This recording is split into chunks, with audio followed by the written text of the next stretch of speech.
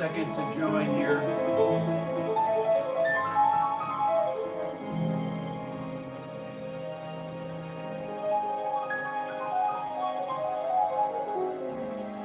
Got a little surprise afternoon. Hi, bro. Harmonic minor squat here.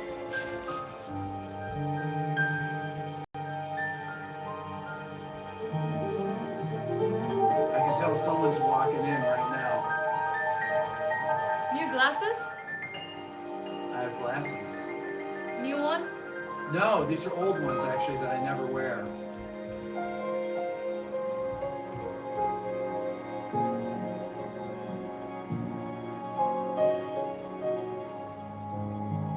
People from all around the world. All around the world? Awesome. Yeah. Now Michelle is moderating, so I can't see anybody's comments here. But we're going to take questions live. Meaning, oh, let me have the paper, Michelle. Eventually, I don't want you to call in yet, but we're going to be taking questions later, live questions on this number. I'll tell you when to open up Google Hangouts, Michelle. You'll be able to do it.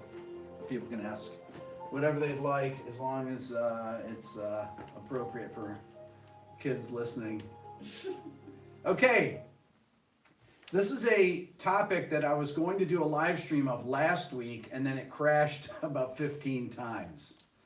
So I actually have a new phone right now, and I think that my phone was getting weird and was causing the live stream crashes because I had them on both of my channels. Just to let you guys know, I do have a second channel. A lot of you know about it. It's called Rick Beato Live. It's on YouTube, but I go on every night around 10 p.m. for an hour to 2 hours, depending. I take live calls. I talk about a lot of different things, but people, really whatever people want to talk about. Sometimes I prepare things. Sometimes we listen to music. So it's a really great hang. So if you haven't subscribed, you should subscribe over there. Also, the Beato book is on sale right now. Just go to my store. You can pick it up. My YouTube transcription book that's 103 pages. And I also have 2 courses, one of which is called Advanced Compositional Techniques, Advanced Harmonic Concepts for Composition and Improvisation. That's in my Beato Music Academy, also through my website. And it actually talks about this. That's just a part of the course, talks about multifunctional harmony. But it goes into much greater detail. So, before, how are we looking on this, Michelle? Everything working properly? How's the image look? Great. Everybody can see? Yep. Compared to my old cameras, does this look better or not? Or about the same? Hi, Aaron. What's Aaron think? Does it look about the same? What do you think, Aaron? Can anyone tell any difference? We can see. You can see? Mm-hmm. They can or can't? Can. They can't? No, they can. They can, okay. All right. So this concept of multifunctional harmony, it's basically harmonies that function as different types of chords. I have these things, predominant, dominant, tonic. I'll start with a simple example. These are kind of ambiguous sounds that are really cool to use as substitutions. They can be used for reharmonizations, things like that. I'll take a really simple chord like this. This is a one I like to start with. A over B, okay? Now this chord would have the notes, just B in the bass, right? And then we'll put A, C sharp, E. So it's A major over B bass notes. So it'd be this kind of a sound. Tell me if everybody can hear this. Okay. Can they hear that? So that would be a dominant 11 typically. So you'd call this like a B11 chord. Some people would call it a B sus or B sus. I don't think that that's as descriptive enough. It's not really a B sus4 because it has a 7 in it, okay? So it's really a B11. That's more of an accurate description. So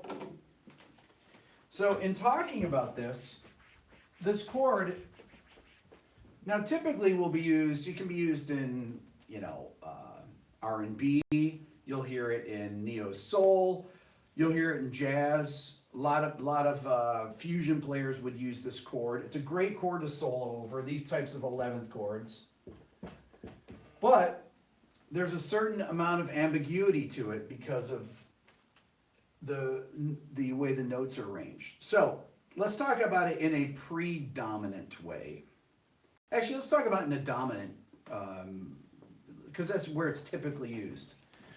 So in a dominant, it would be used in a progression, let's say, as a 5 chord. So that would be in the key of E major. So you would have, let's say, F sharp minor 7, right, to A over B, to E major 7. So this is a dominant function of the chord. Okay, so that would be if you had F sharp minor 7, right? You could have something like this. Play F sharp minor 11 sound to A over B. Okay, and then you go to E major. Okay, or E major 7. So let's do it again. Now that is, really typical of things from the 70s, music from the 70s. Like I said, neo soul will use that as a dominant sound. Well, in this case, it's functioning as a 5 chord, and the scale that it's from is Mixolydian. So it's B Mixolydian. Okay? That's a pretty standard use of it. Now, you can also have this chord function as a predominant chord. Okay, what is a predominant chord? A predominant chord is a chord that comes before the dominant. So like the 2 chord or the 4 chord. Those are predominants. You have your 3 categories of chords in tonal harmony. You have predominance, dominance, and tonics, okay? A tonic chord, for example, doesn't have to just be a 1 chord or a 6 chord. It could be the 3 chord as well. These are things that usually will sub for the 1. So if you had, just because I want to talk about this so you understand this. So if we're talking about tonic chords, right? Tonic chord could be a 1, a 6, or a 3. Now, if you're looking in like a 3, 6, 2, 5 progression, so if you had, let's say, you go 1, 6, 2, 5, so F major 7, D7, G minor 7, C7.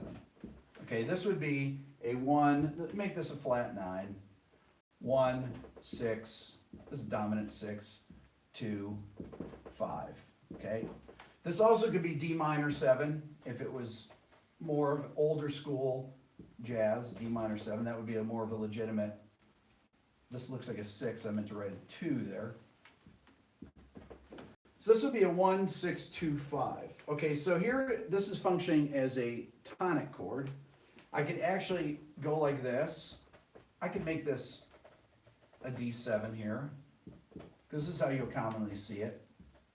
Make this an A minor 7 chord, okay? This is very common. You've seen this a million times. 3, 6, 2, 5. This is what you'd have in a turnaround. Whoops, let me do it this way. 3, 6, 2, 5. So let's say, sorry about my handwriting on this board, it's a little bit shaky. So at the end of a jazz tune, if you're doing a turnaround, so instead of playing 1, 6, 2, 5, 3, 6, 2, 5, okay? The 3 chord there is substituting for 1. Well, take a look at A minor 7 in comparison to F major 7. What notes do you have? And this is something to really understand. I think a lot of people don't understand this because they don't necessarily use these as subs like this. So A minor 7 equals A, C, E, G. If you look at F major 7, you have F, A, C, E. Well, you can see right here that you've got there, and there, okay? And this one has the 9th on it. So it has 3 common tones. Okay, The other thing you can do is you can have a 6th chord be a substitution. That comes into play if you're going to do, something like this. If you go, let's say you go F, B flat, C, D minor. So you go like 1, 4, this is like my last video, right? 5, 6. That could be a deceptive cadence here, where the 6th chord's functioning as a tonic. 6 is a sub for 1 because it's the natural minor. Okay, so those 3. Let's look at the notes in the chord there. D minor 7. So you got D, F. So D minor 7 equals D, F, A, C. What do you notice from it in comparison to F major 7? This is why they work as subs. F, A, C, E. Okay? This is why these are tonic subs, because here we have it, right? F, A, C. 3 common tones between the chords. So basically the root is the only thing that's different between them. That is why it works as a tonic chord. If you have a predominant, we can call it predominant or subdominant. You have the 4 chord and you have the 2 chord. Okay? So let's say that we're in the key of F again. The 4 chord in the key of F, so you're in F major here. 4 chord is B flat major. Okay? B flat major has the notes B flat, D, F. What does the 2 chord have? The 2 chord is, this is B flat major. The 2 chord is D minor. D minor is, and we can do it like this if you want.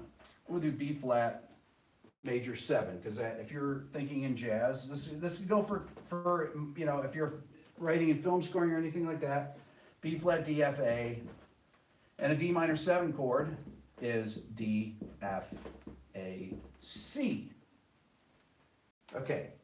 I'm sorry, didn't mean D minor 7, I meant G minor 7, sorry. G, B flat, D, F. That's my 2 chord. That's my 4 chord. Okay? Well, what do you notice here? B flat, D, F. 3 of the same notes. That's why this is a predominant chord. That's why you substitute 2 for 4. Okay, 2 became the common thing to use in jazz to make it more interesting. This will go for pop music too. You know how I was ranting on about the 1, 4, 5, and 6 chord progression, about how redundant it gets? Well, the 2 chord can easily sub for the 4 chord, and it will make your songs not sound like every other thing on the radio. And this is for pop music. This isn't even for jazz, okay? So we're in the key of F. The 4 chord, the 2 chord are predominant or subdominant chords, okay? And of course, your dominant chords can be dominant chords. Now, typically people think of dominant chords as just the 5 chord, but really the 7 chord can actually be a dominant chord, okay? If you extend these out, so the dominant chord in the key of F major would be C7. C7 equals C, E, G, B flat. Well, on the 7th scale degree, you have E minor 7 flat 5, minor 7 flat 5. And it gives you the notes E, G, B flat. You already see this, right? E, G, B flat, D. Once again, they share 3 of the same notes. Well, this D in relation to C would make this a C9 chord over E, or a C9. So it's really, this is actually a sub. E minor 7 flat 5 is a sub for C7, and it's very commonly used. Okay, that's how you can have it function like a dominant chord, okay, as a substitute for a dominant chord. Now, this is why these substitutions, these multifunctional harmony chords work. So, you have A over B can be a dominant chord, right? Which would be in the key of E. I don't know why I picked E, but that's okay. F sharp minor 7, A over B, E major 7. Then you can have it function as a predominant chord, as a 2 chord. So let's say you had it as A over B. So this would be a 2 chord. So this would really be functioning like a B minor 7, okay? Okay, so that would be in the key of A here. So this is, let me actually do this so it's even clearer so you guys can see it this way. So a predominant function. So A over B, that's going to be your 2 chord, okay, in the key of A major. Your 5 chord will be E7. Your 1 chord is going to be A major 7. Now, it functions in an ambiguous way here because it does not contain the note D. Okay, the D would be the defining note to make it give it that B minor sound. But it actually works well in this way. If you maybe do something to the E, and let's say I play it like this, play a 2 chord like this, right? So you got 2, let's say I do my 5 like that, and then I could do my 1, you know, like that. Okay, so listen to it again, 2, 5, 1. Okay, so that, you would typically, you could fill it in like this, 2. If I add the D to the chord, so I get the A major with the sus4 there, instead of straight A major over B, I add the D, and it gives you that sound like you'd hear in Asia, right? You know the tune? See if you got...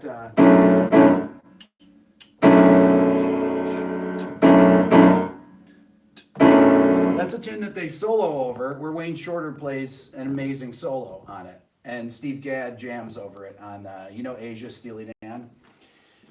So that's this A over B functioning as a 2 chord, right? So you got 2, 5. I made this altered, sharp 9, sharp 5, doesn't matter, to 1, okay? So this is the second function of this chord, as a more ambiguous 2 chord, all right? Because it's missing the D. Now, you can also have it function as a tonic chord. Now this is not quite as obvious. So, but it's not going to go where you expect it to go. So you could do this. You could go, let's say you're in the key of F again. You go G minor 7 to C7, I'll do altered, to A over B. Huh, weird, right? 2, 5, whoops. Now what is that really? Because the bass note is the sharp 4, okay? Let's see what it sounds like. 2 to 5 to 1. Okay, why does that work? Well, let me do it again. 2, 5, 1. Now listen. If I do that,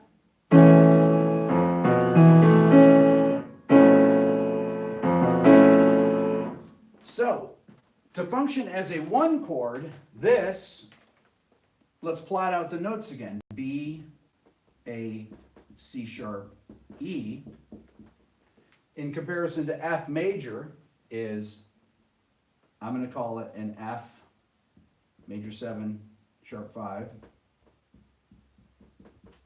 You have the sharp 5, you have the 3rd, you have the sharp, you have the sharp 4, oops, sorry, sharp 4, 3rd, sharp 5, and then major 7th.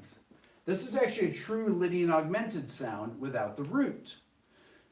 This is really an uncommon sound, but when you heard it, it doesn't sound weird, right? 2, 5, 1. It sounds like, that actually sounds natural. But if the bass player didn't know you were going to play that and you actually played that voicing, it would sound like a Lydian augmented sound and it would be really cool. Okay, so that is in a non-obvious multifunctional harmonic capacity there. Now, there's other kinds of chords that will function this way as well. For example, a chord that will come from multiple scales, because that's exactly what happened with this. Let me just talk about that real fast. So we have B Dorian, so B, let me keep this over here. C sharp, D, E, F sharp, G sharp, A. That's B Dorian, okay? So here's your chord right here, A, C sharp, E, B. That's your A over B chord there. Then we had B Mixolydian, which is B, C sharp, D sharp. Got all the same notes, but E, F sharp, G sharp, A. Once again, you got boom, boom, boom, boom. Okay? And then you had, our third function was F Lydian augmented, okay?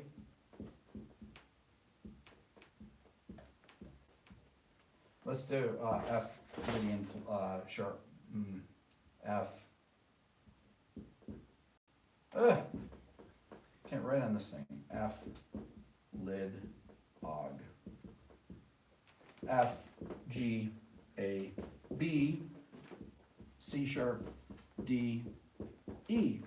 Once again, A B C sharp E. There's your same chord. Okay, so this is where you get this. See, so it's functioning as a tonic chord, it's functioning as a dominant chord, and it's functioning as a predominant chord. So this would be a 2 chord, could be, right? 5 chord, whoops, 5, and a 1 chord. But on the 1 chord, it's not functioning as a B chord. It's functioning as an inverted F Lydian augmented sound. Okay? I think that actually made it clearer. Did that make it clearer for everybody there? Michelle, is everybody following me on this? Mm-hmm. Okay, now, we can take another chord like this. Let's say we take a chord like this. No, we'll do it like this. I'll reverse them here.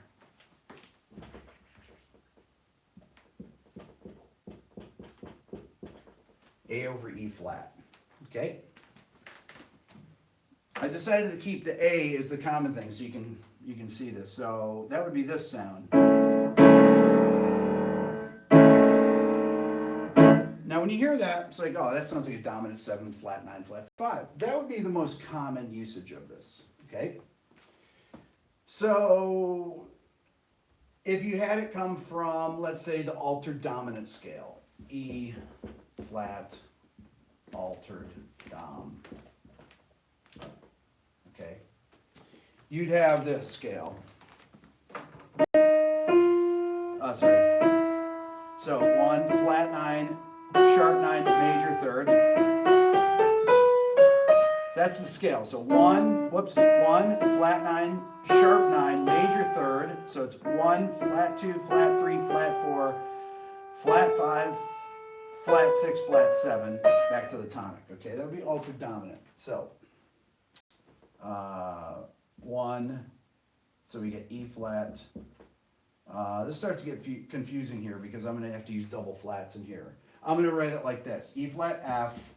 Okay, so you got E flat, E, F sharp, or G flat. I'm going to have to write F flat, G flat. I'm going to write G natural there, right? G natural.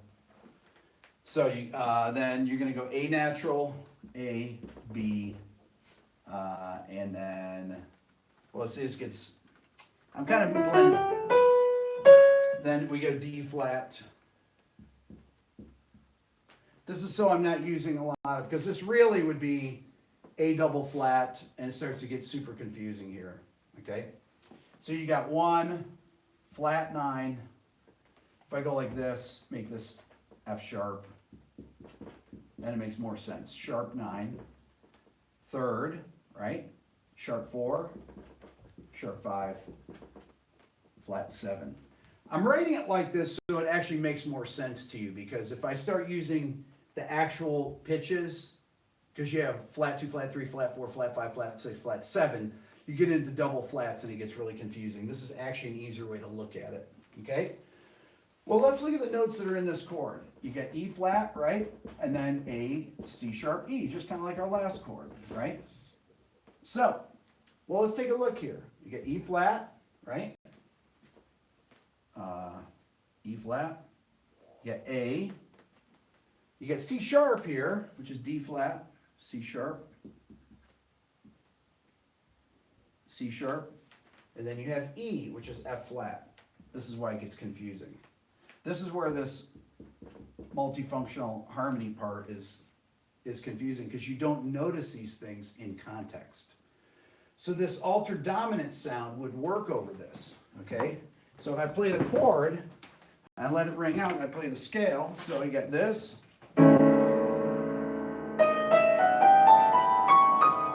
That's the sound of that chord right there, okay? Now, there's another sound. This is functioning as a dominant chord, okay? So that would be, if you're going from, let's say, B flat minor 7, right? B flat minor 7 to E flat 7. So 2, 5, right? 1. Okay, so that's functioning as a 5 chord.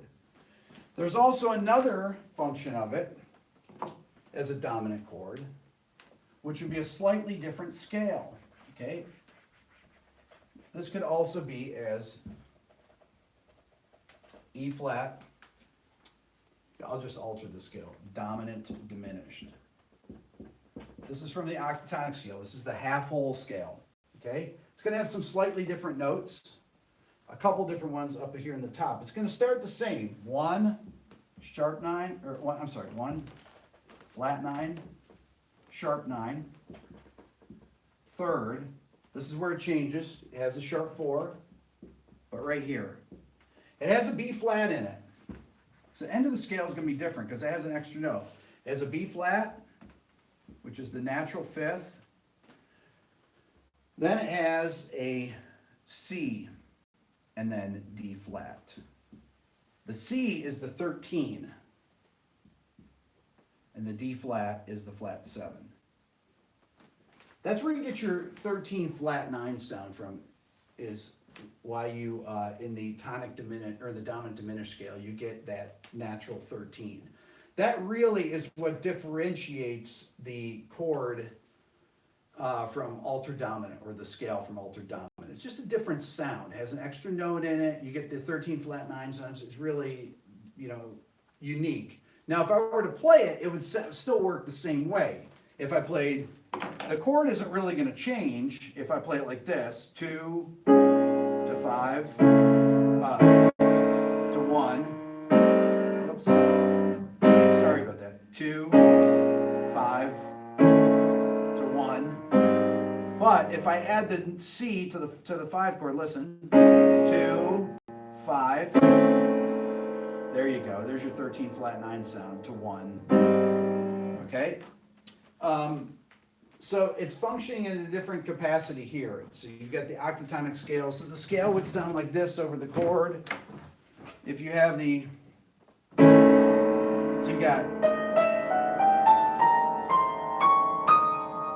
that natural, you hear the beginning part of the scale sounds the same. That part's all the same.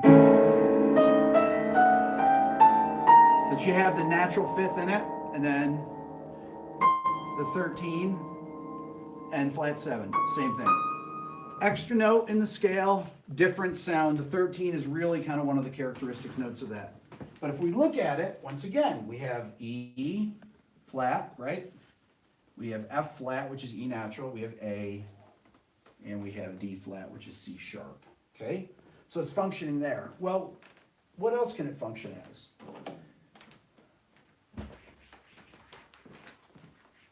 It can also function as a tonic chord. I'll rewrite it like this: A over E flat equals E flat, A, C sharp, E. Just to make it clear, there's your A major chord over E flat. That's what that means. Now, how does it function in a tonic, as a tonic? Like this.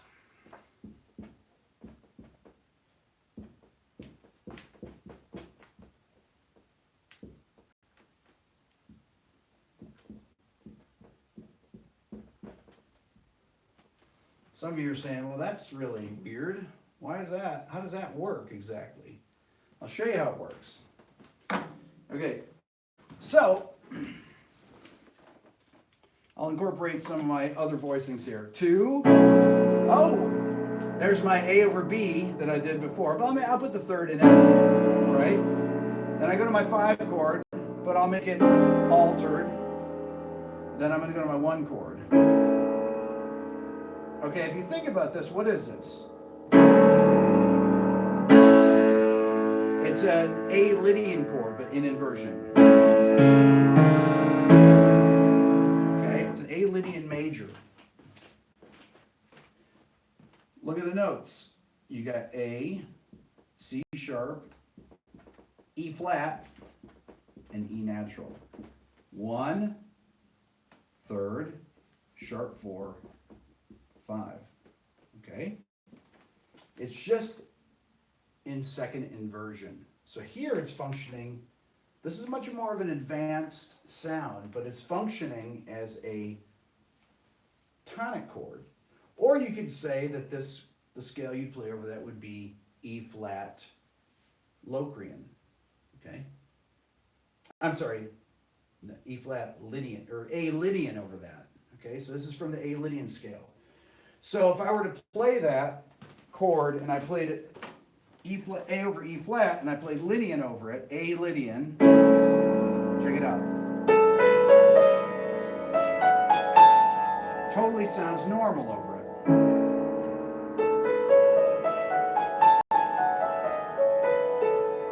Okay, so that's a not a sound that you would normally associate it with. Okay, so A Lydian, think about this, right? A Lydian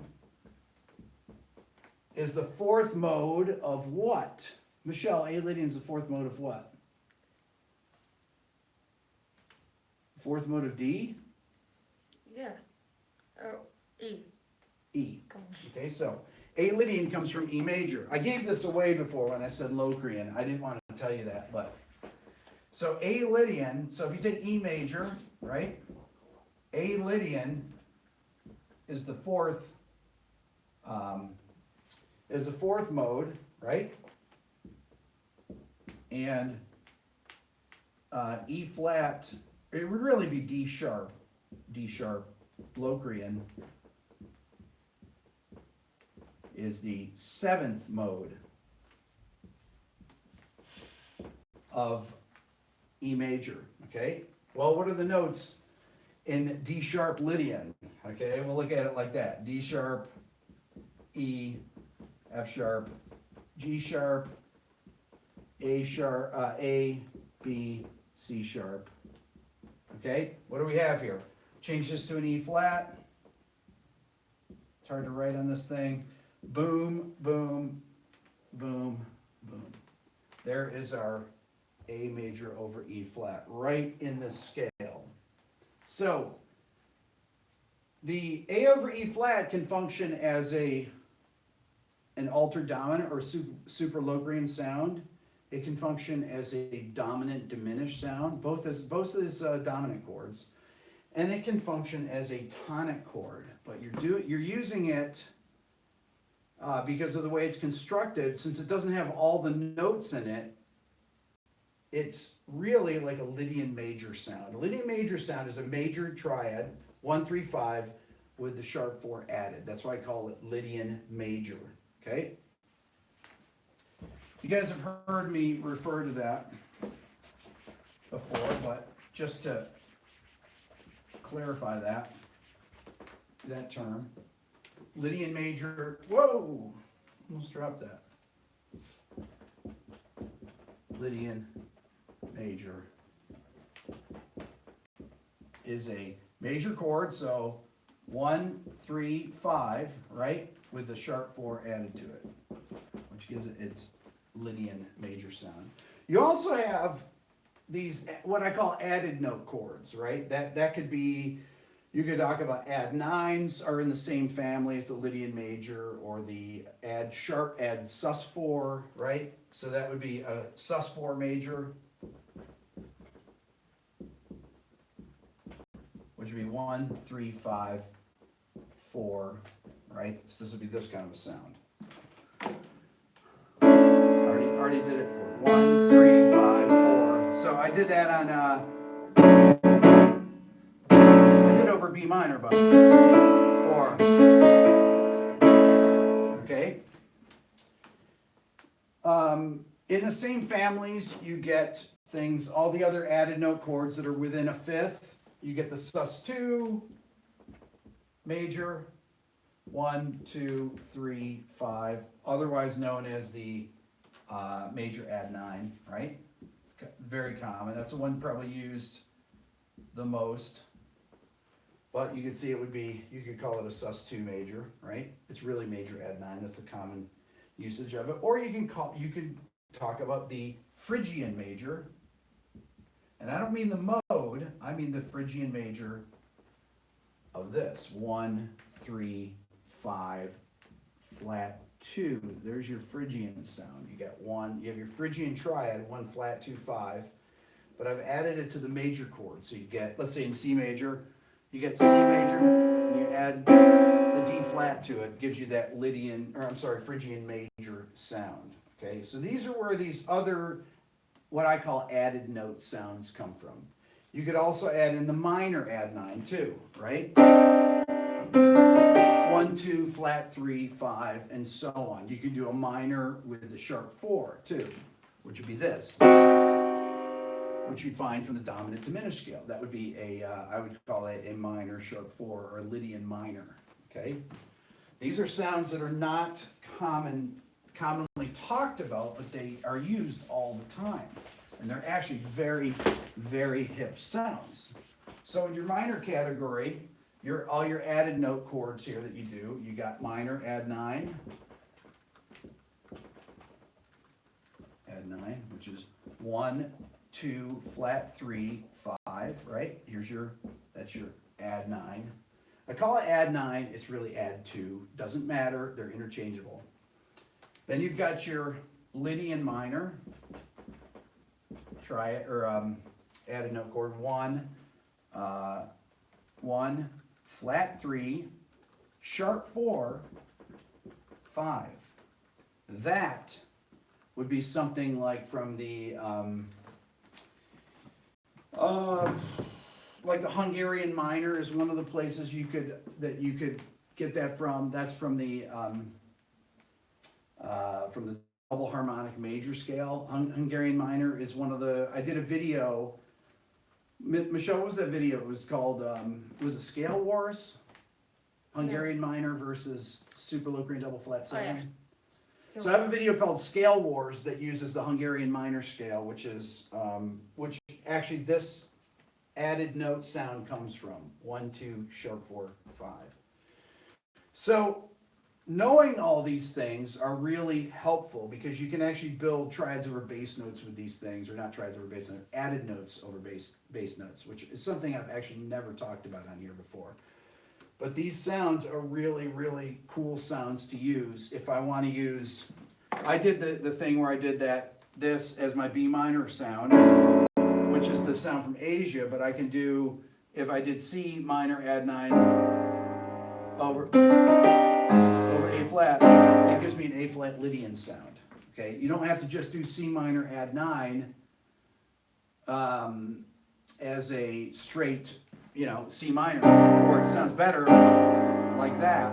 And if you think, okay, well, let's see, what else has a C minor chord in it that I could use it for? Is there a half diminished? Michelle, is there a half diminished chord that has a C minor chord in it?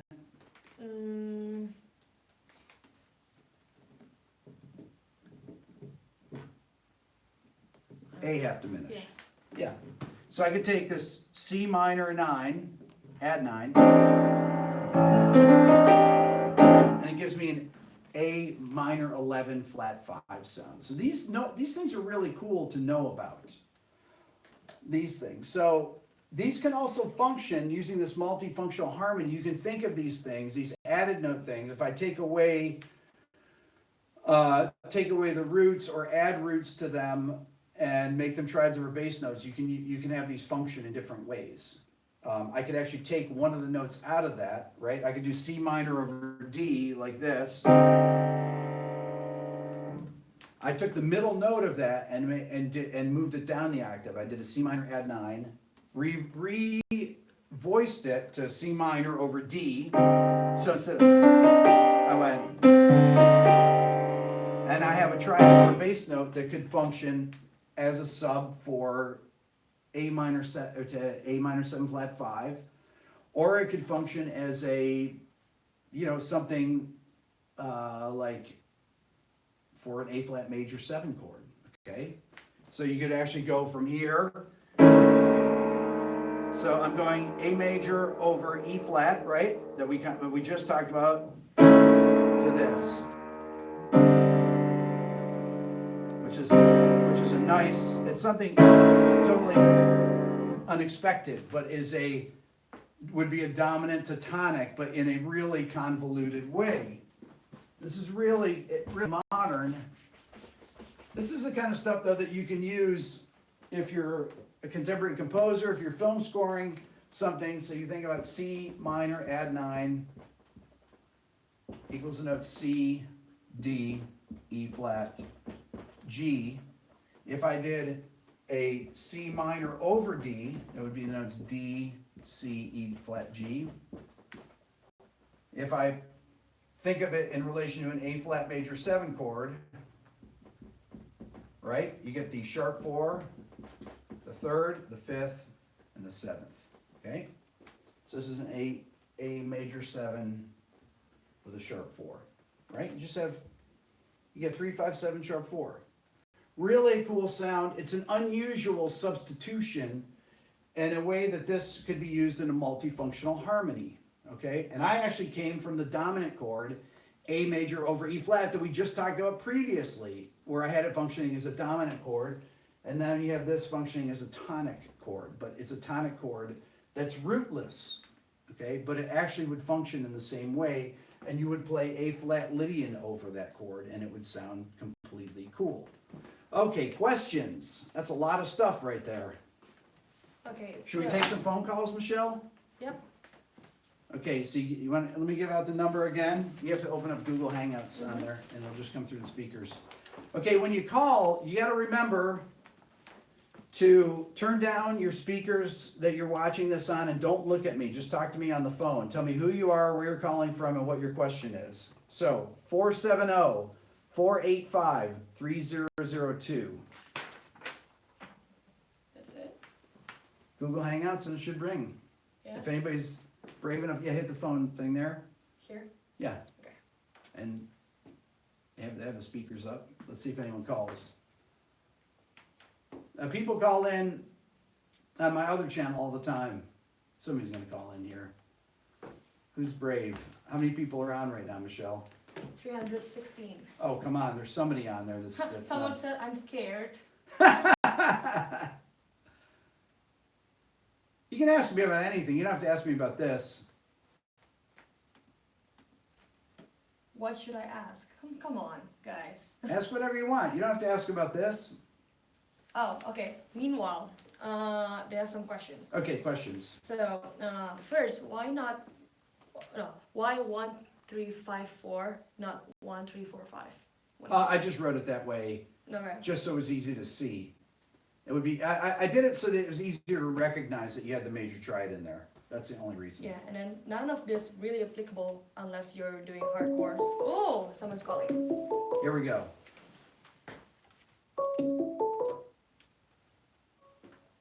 Uh-oh, somebody's got their speakers on. Turn your speakers down. Who's this? Where are you calling from? How you doing? My name is Steve Kasab. I'm calling from Salt Lake City, Utah. Welcome. Hi, the one thing I wanted to talk about is I've watched your show, all these great shows, all these great topics, and especially the one that was most exciting was the one about, a compositional approach to pop music, which is something that very much interests me because I work on that. Okay. And one of the questions I had with all the things that you're doing, suppose everybody knows of all the bands who are very popular, who are very famous, because they tour and everybody's aware of them. But if somebody were just a composer that were just writing music, let's say that they thought that they were making something that was really world would love, what would be a process by which they could just get intelligent listeners to listen to the product, because like you are rare and almost precious to a music writer. How do you get people aware of your music? That's a great question, Michelle. Yeah. That's a very good question. That kind of falls under the category of how do you promote yourself, essentially. How do you become aware of, especially when you're doing more sophisticated music. You will find groups like Dirty Loops that has done well, that had a hit record a few years ago, that used really sophisticated, they happen to do cover songs, mainly, I believe, right, Michelle? Dirty Loops, But they were really sophisticated, really interesting arrangements, and were successful to a certain degree. I mean, they weren't massively big, but, people like Snarky Puppy even doing, are a successful band. How do you do it though? You have to go out and you have to build your audience. It's the same way a YouTuber does it. You build your audience by using social media. Michelle, is everything cool? Yeah. Okay. I'm trying my new camera here, so I think Michelle's checking it out, making sure it's working okay. No, I was looking at the number. Okay. So, you need to make videos. You need to actually create a story around your band. That's really the thing where I think most musicians, you don't have to be. You can be a jazz musician, you can be a classical musician. You have to really create a story or something interesting and unique about yourself. One of my favorite YouTubers, Nare Soul, does these classical piano videos that she calls practice notes, but a lot of them are her practicing. She went to Juilliard as a pianist, and she's playing really sophisticated ideas, taking them from classical music, but incorporating concepts of modes and things like that, almost like a jazz musician, but still in the context of classical music.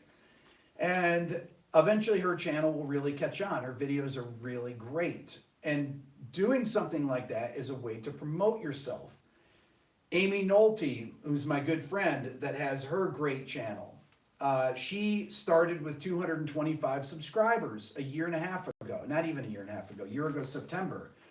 And when she first started her channel, she said to me, well, what do I do? And I said, well, just teach things that you think people will learn. You can turn that down for a second.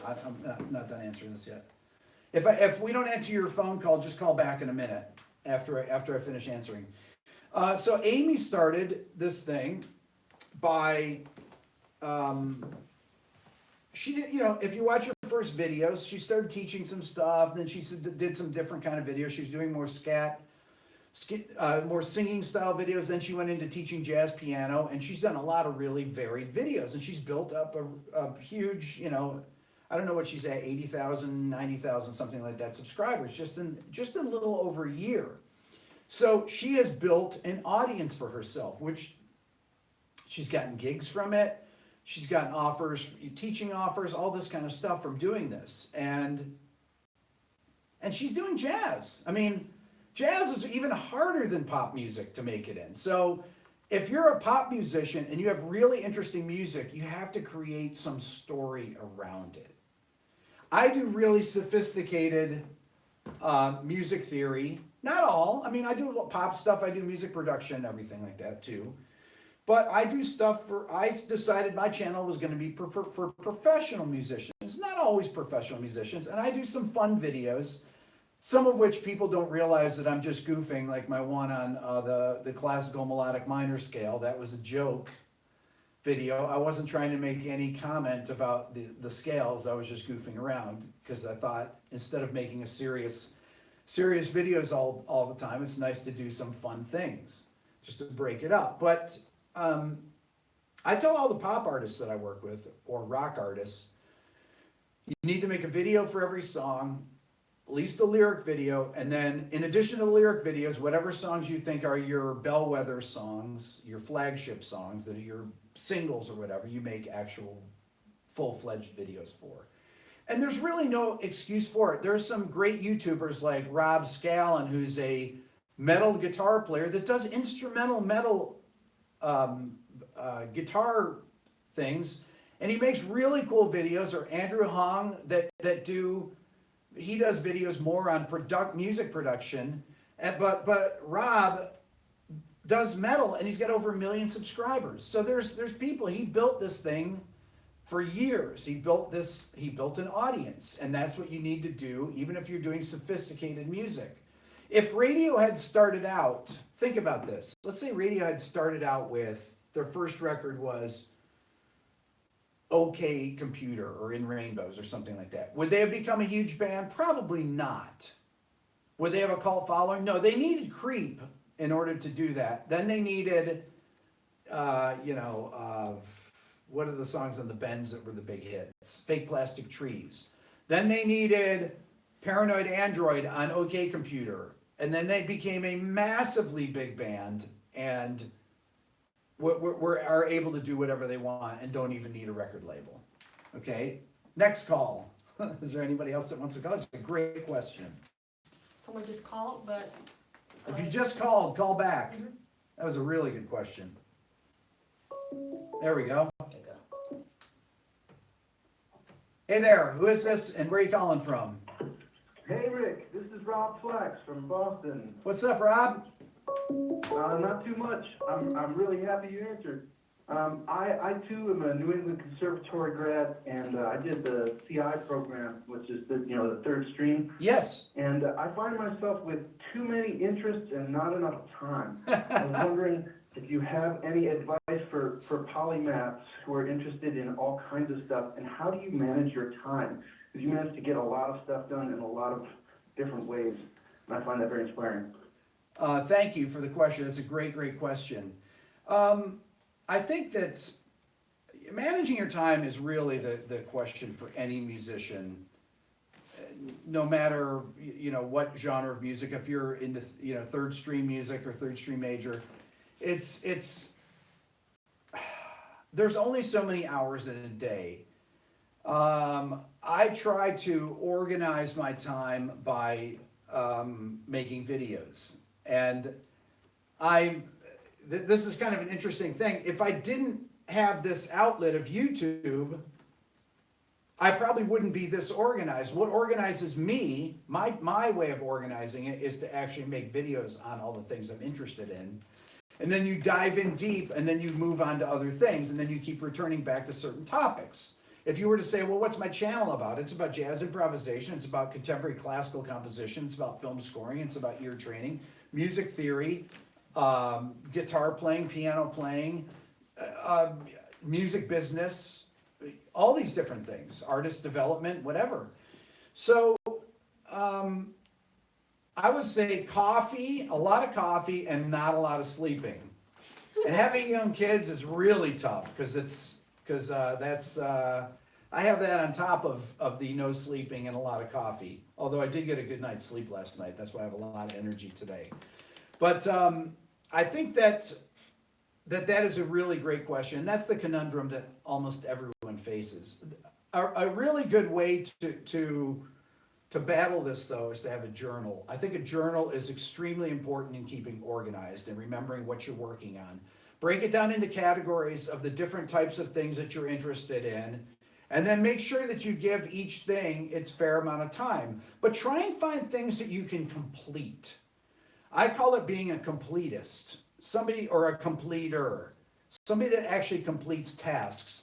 In doing what I do right now, because I'm doing this full time, and I say, if you guys want to support me, buy my book, it's on my website, buy my YouTube transcription bundle, buy my album, and when you buy my album, you can pay what you want. You can donate, it's $10. If you want to donate a few extra bucks, it's great. Christmas is coming up.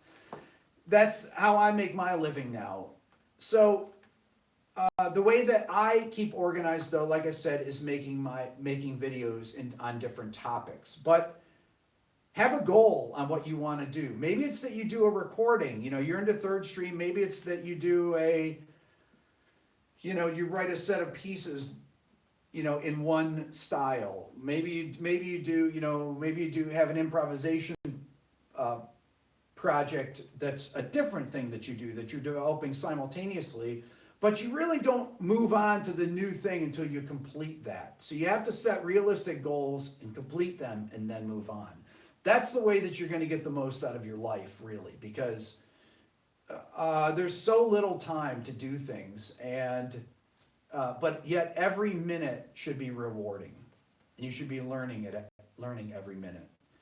If there's anything that I want to convey, it's the do what you love to do, and that means in anything. If you're unhappy with your job, don't be afraid to change.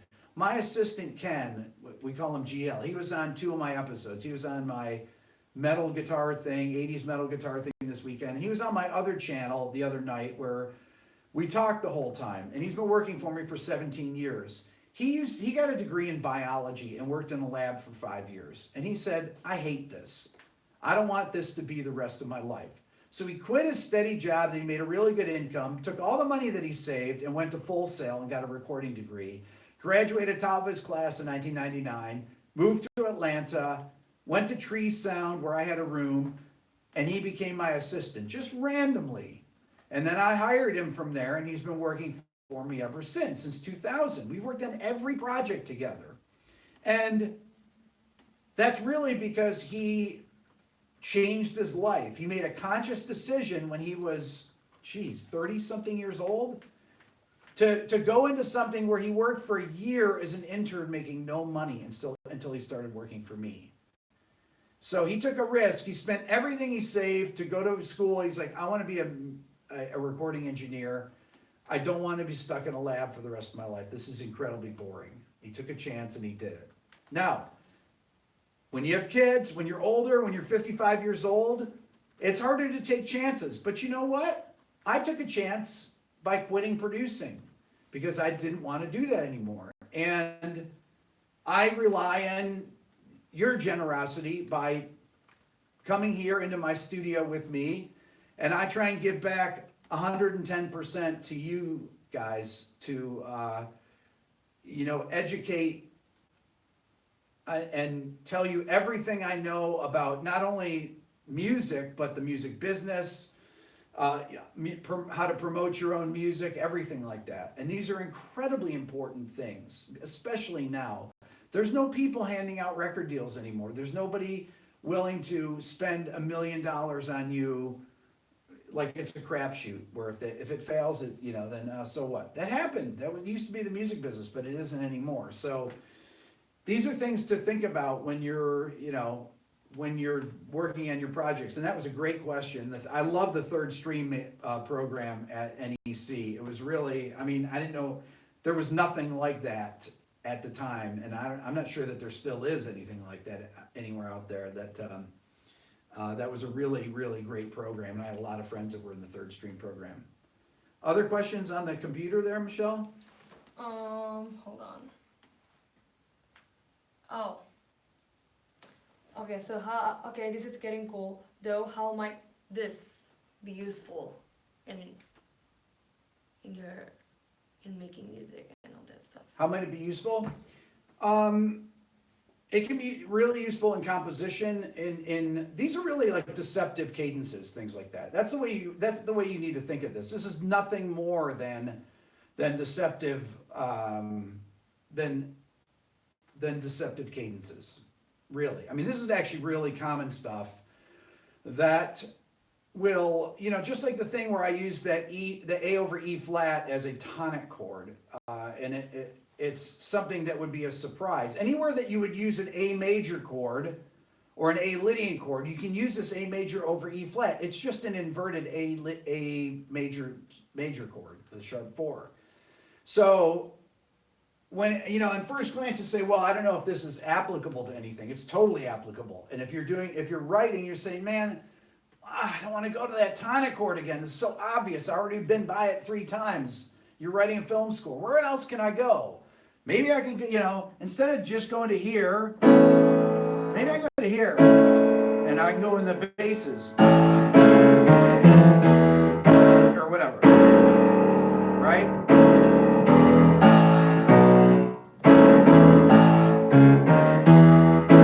So maybe the bass is da da da da da da over that A major triad, and they do that, and just that thinking of that, of the basses going right over this.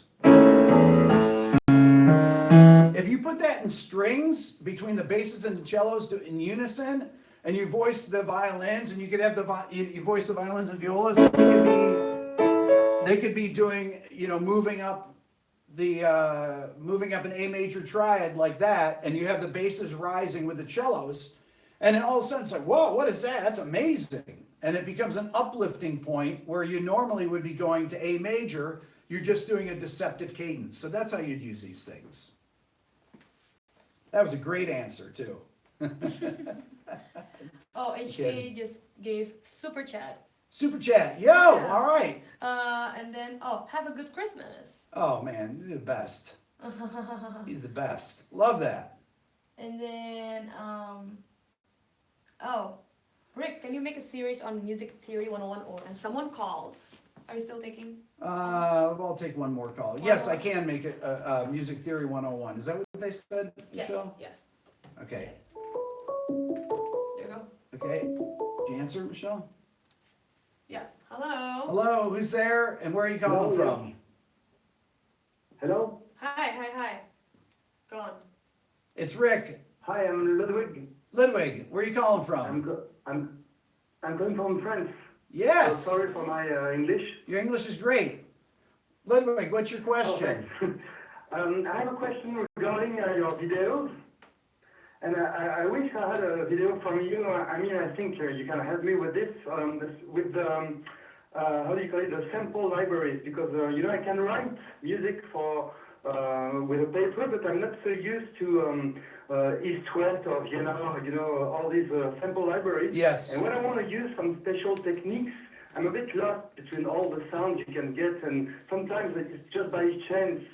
Even when I use a key switch, you know, from, for example, with a violin or cello, you know, sometimes I'm not, I don't have the method to know what I'm doing. So maybe you could help us, and maybe other people with this. I don't know if it's possible from you. That's a great question. Yeah, for composers, sample libraries are really, everybody uses them, and they are, well, there's a bunch of different things. First of all, they're incredibly expensive. That he mentioned East-West. They're actually doing a subscription for their sounds.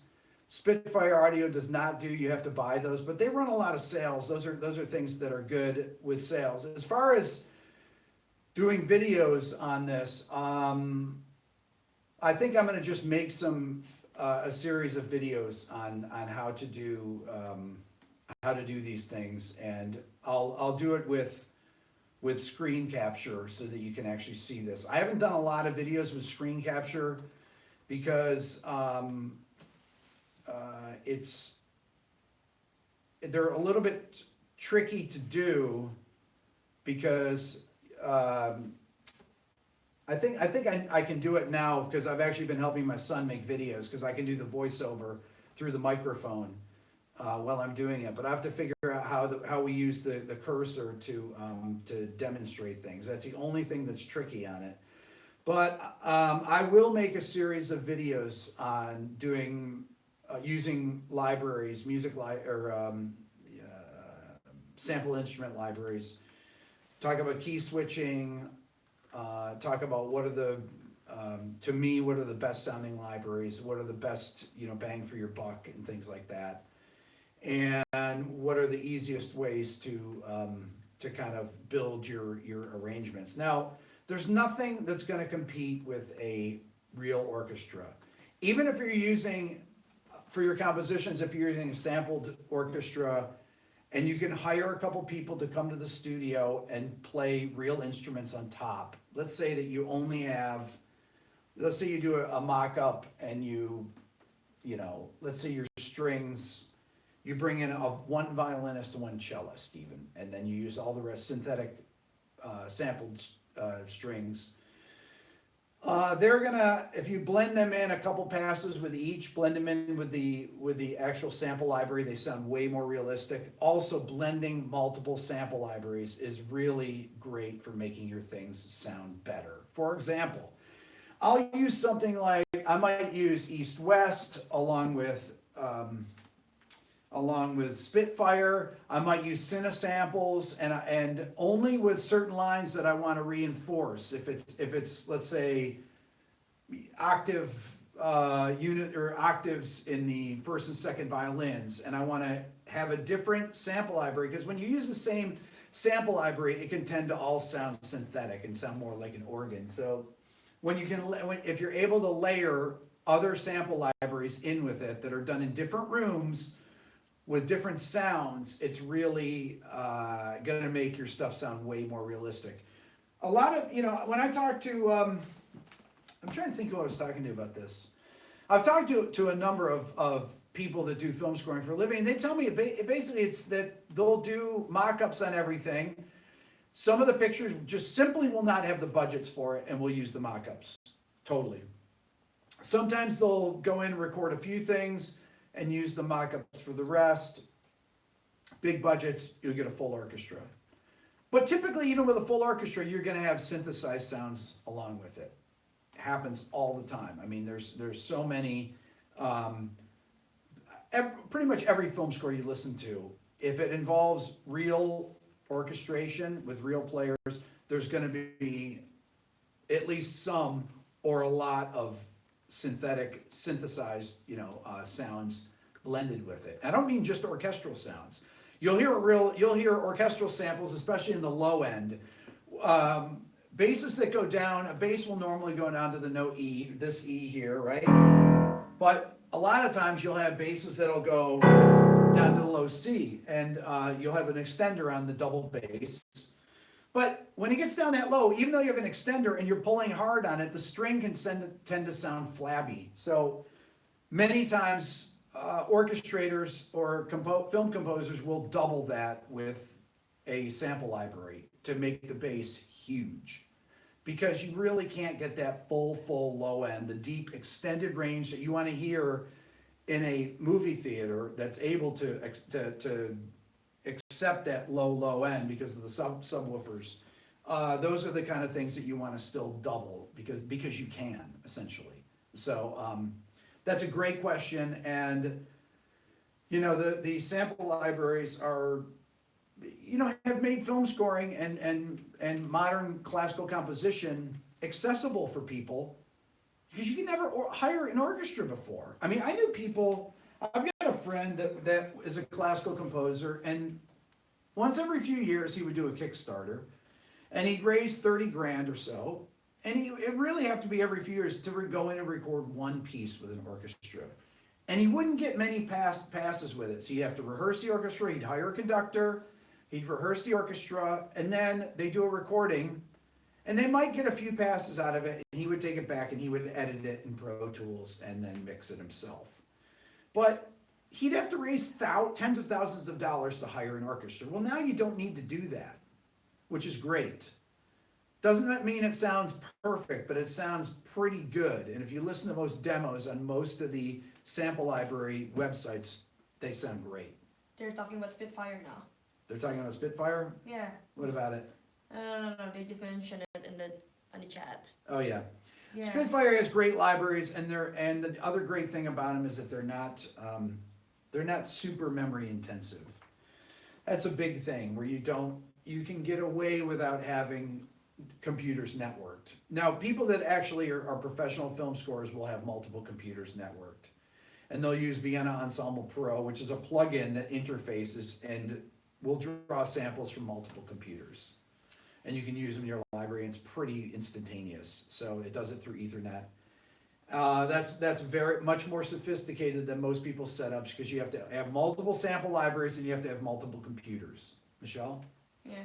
Yeah. Okay, can't call in. I am a recent law school graduate, now working for a judge, been composing since I was 8. Music students I know tell me I should be a theory professor.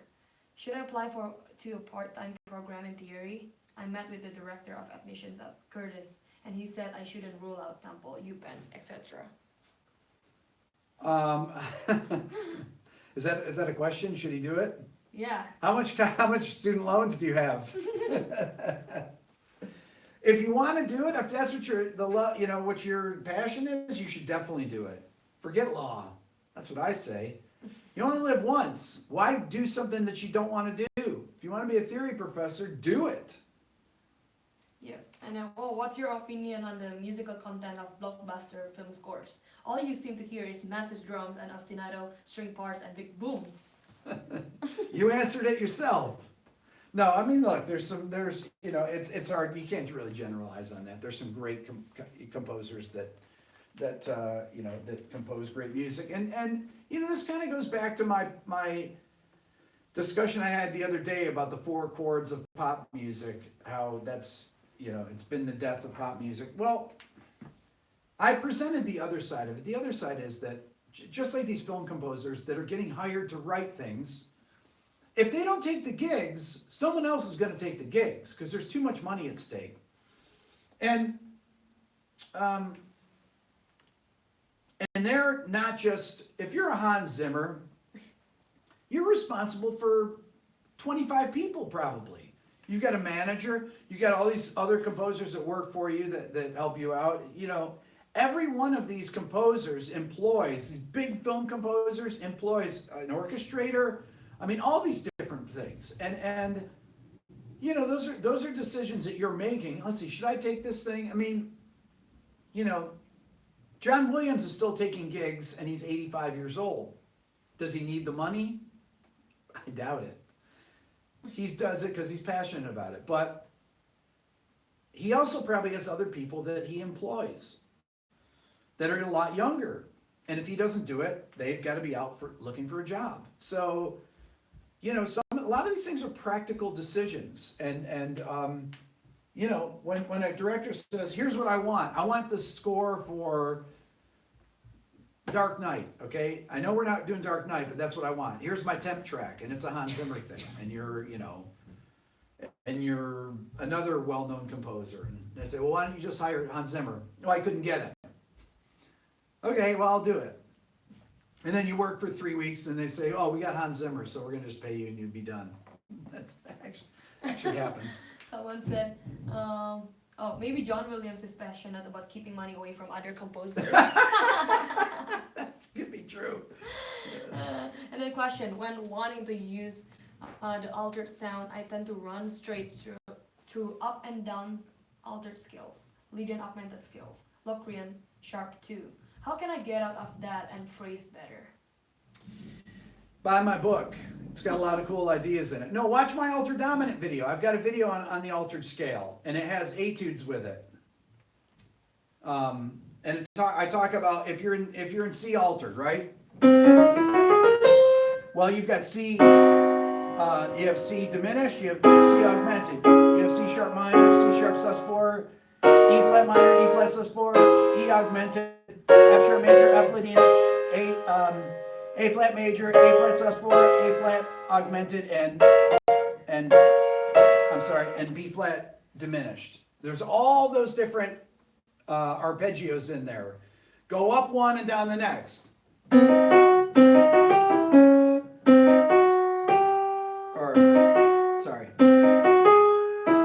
Right? So I'm going up, C diminished, coming down, D flat minor, going up, E flat minor, coming down, E augmented, so on and so forth, Play a Lydian arpeggio on that, right? You just play F sharp Lydian over that. So I've got, or play Lydian major. That would be a sound like we were talking about, these added note sorts. Lydian major, so it'd be F sharp, A sharp, B sharp, C sharp, B sharp, C natural. This gets confusing with the enharmonic. Sorry about that, but so go for those sounds. Just don't just run up and down the scales. Take some of the triads out there, mix them together. Take a triad pair, okay? So that would be just two triads that are out of that. Take A flat major and F sharp major, or A flat major, G flat major, however you want to think about it, and just go between them. And then, what do you think of the Lydian chromatic concept as a way to approach advanced modality? I made a video with Adam Neely. You can go check it out. I literally did. It's on Adam's channel. Go check it out. It's on Lydian chromatic concept. He and I had made it in New York together. And then, what is this?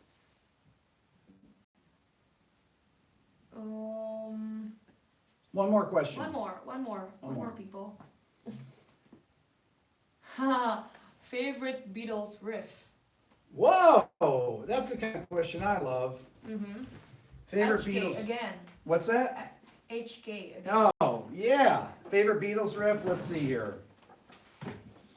Man, there's a lot of them. Rite of Spring have a 11 beats gen before the sacrificial dance. My favorite Beatles riff. Oh boy, let me think about that. There's a bunch of them. I mean, this is a great riff from Help, but I think, you know,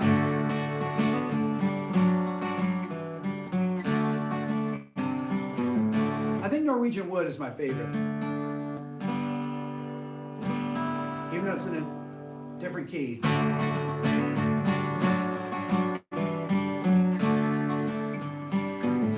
I think that something, or I mean, Here Comes the Sun, which I can't play without a capo, is one of my favorite Beatles riffs. Let me think.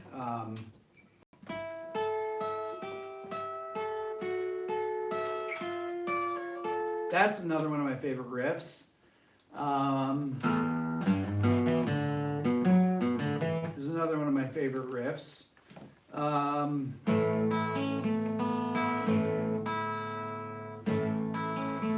Ticket to Ride is another of my favorite riffs. Another one is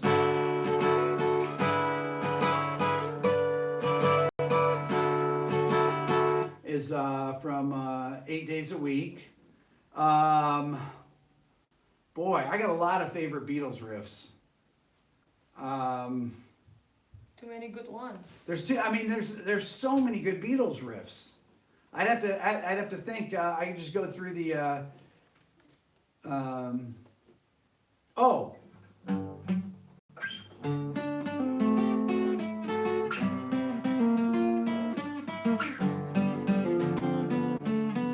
That one's one of my favorites. I Feel Fine. Definitely. This will give us 1 more hour of the stream. Takes a long time to go through favorite Beatles riffs. And is Rick doing this off the top of his head? Yes. Or he remembered this from practicing? What's that? No, the riffs. The riffs off the top of my head. Yeah. Or does he remember this from practicing them so often? No, I just think of them. And then you play it, right? Yeah, I just think of them. He's doing this from being a master of music. Yeah, it's there's a lot of great Beatles riffs. If you ask me Stones riffs, I'd go on those, or The Who, or Pink Floyd. Well, I know what my favorite Pink Floyd riff is. I always play it, but it's hard to beat. That's the best one. And that's so simple, but that's so satisfying. I love classic rock. I know because it's full of great riffs. So I should do a video on my favorite riffs. That's what I'm going to do. Okay, I think we're good for today, everybody. If you guys want to see me tonight, 10 p.m. on my other channel, Rick Beato Live, subscribe. Remember, if you haven't subscribed here, subscribe. If you don't have my Beato book, it's on sale right now. So are my YouTube transcriptions, 103-page PDF. I've got my 2 courses, Advanced Harmonic Concepts and Mastering Modes of the Major Scale, are all on my website. In addition to my album, Preludes and Etudes. $10. If you want to contribute to me, that's a good way to do it. Donate what you want. Christmas is coming up. You guys are awesome. Thank you so much. And any of the questions you have, leave them in the comment section. I'm going to be putting a forum, or actually Aaron's going to help me put a forum on my rickbeato.com. So that'll hopefully be up there within the next few days, that you guys can actually go there and leave questions, and I'll answer questions outside of YouTube. Thanks, everybody. You guys are awesome.